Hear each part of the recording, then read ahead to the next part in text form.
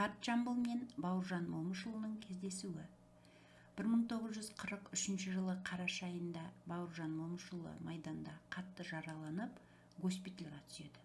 Госпитальдан соң 2 ай Алматыда болады.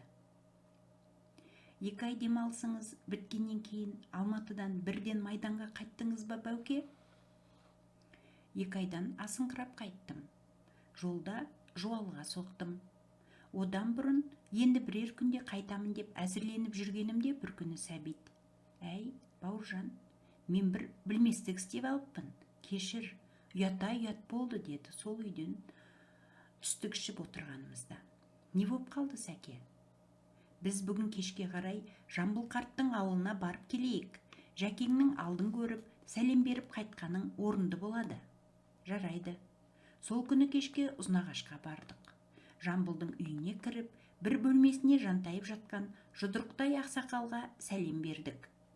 «Тәте, баяғы Ғазіреті Ғали сияқты майданда жауды жайпап жүрген Бауыржан деген батыр балаңыз осы», деді Сәбит Жамбылдың құлағына дауыстап. «Талай немісті қырып салған нағыз ердің ері. Соғыстан келіп еді, енді соғысына қайта кеткелі жатыр. Сізге сәлем беріп, батаңызды алып кетемін деп келді». Жамбыл менің бетіме сығырая қарады. Оның сынап отырғанын байқап, мен де қабағымды түйіп оған ежірейе қалдым. Содан соң Жамбыл Сәбитке қарай мойнын бұрды да: «Мына қызыңды түсі тым суық екен, батыр болса болар», деді. Сәбит оған қарық болып күліп жатыр. Менде үн жоқ. Жамбыл күлместен маған қайта қарады. «Батыр болсаң сен Өтеген мен Сұраншыдан күштімісің, соны айтшы», деді. Мен ойланбастан жауап бердім. Өтеген қаптап келе жатқан өрт сияқты да, Сұраншы сарқырап аққан су сияқты батыр болатын. Дүниеде от пен судан күшті жоқ. Мен ол екеуінің ешқайсысына да пар келе алмаймын. Мен оттың ұшқыны, судың тамшысы ғанамын, Жәке», дедім. Жәкеңнің өлеңінде өз айтатын борғам алған сақалы шошаң-шошаң етіп қалды. Ол атамыздың күлгені екен. Енді көзі шырадай жайнап, жылы ұшқын шашып тағы да Сәбитке қарады. «Әй, балуан, мынауыңның түрі ғана емес, тілінде де бірдеңе бар екен.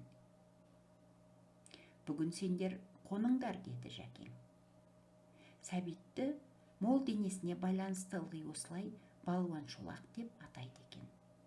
Жамбыл балуан шолақ десе, Сәбит «Ау, тәте» деп жауап береді. Біз жайғаса бастадық. Сырт киімдерімізді шешініп жатқанымызда шалдың сақалы су бетіне секірген ақ қайрандай болып бір жарқ ете қалған еді. Енді жайланып отыра бергенімізде ай мүйізді ақ қошқардың үстіне салт мінген біреу шабуылға шығатын кавалеристей екпіндетіп келіп табалдырық алдына тоқтай қалды да «Әумин» деп алақанын жайды. Малдас құрып отырған Жәкең мойнын бұрды да: «Ей, балуан шолақ, өзің жасаушы ма едің, әлде батырың беруші ме еді батаны?» деді. «Ойбай, тәте, өзіңіз жасаңыз», деді Сәбит.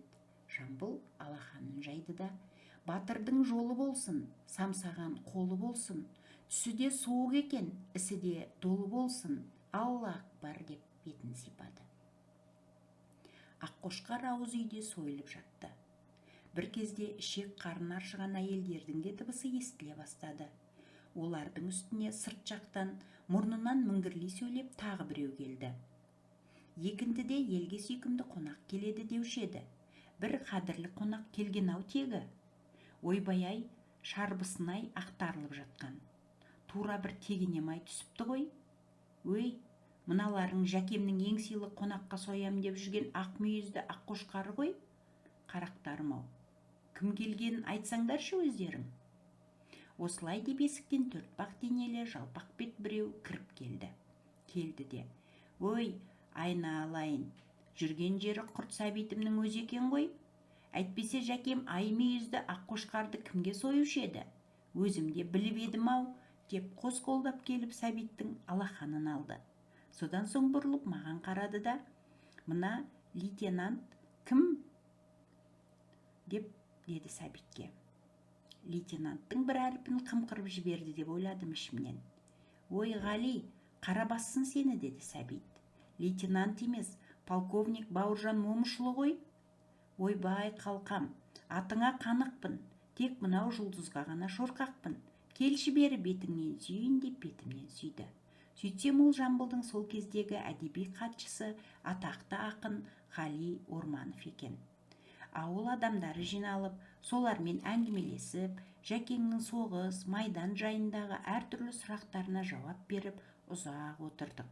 Түннің бір кезінде алдымызға ет келді. Ал балуан, ал батыр, сыбағаларыңа қол созыңдар, деді Жамбыл табақты нұсқап. Сәбит пен Қали етті шеңгелдеп асай бастады. Мен табаққа қол созбай отырып қалдым. Делбе болған жылқыдай, мына қысталағың неғып отыр ет жемей, деді Жамбыл Сәбитке сақалын шошайын еткізе. Мені егімен нұсқап. Әй, Бауыржан, неге жемейсің? Бөгіп қалғанбысың, деп Сәбит табаққа қайтадан қол соза бастады. Жемеймін, дедім мен қатқыл үнмен. Сәбит табақтан қолын тартып алып, менің бетіме қарады. Әй, Бауыржан, саған не болды? Деді ол үні одан сайын қарлыға шығып. Мен мұнда сыбаға жеу үшін келгенім жоқ, дедім Сәбитке даусымды қаттырақ шығарып. Сыбағаны немістерді жеңгеннен кейін жеймін. Ал мұнда ұлы Жамбылдың, соғыстағы бар солдаттың ұлы әкесінің сарқытын ішуге келдім.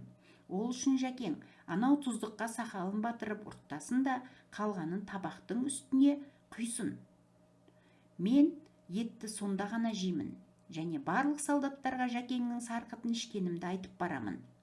Әй, мынауың дұрыс екен, деп Сәбит қарқылдап кеп күлді. Содан кейін Жамбылдың құлағына еңкейіп, менің сөздерімнің бірін қалдырмай айтып берді. Бұл қысталақтың мұнысы жөн екен, деп Жамбыл басын изеп, анадай тұрған тұздыққа қарай қолын созды. Бірақ сақалымды батыратын мен суға еңкейген тек емеспін. Мұртымды тигізейін. Мына батырыңа түсіндіріп айт. Жәкең осылай деп Сәбитке қарап, қутыңдап иек қақты. Қарт ақынның бұл тапқырлығына біз қыран күлкіге баттық.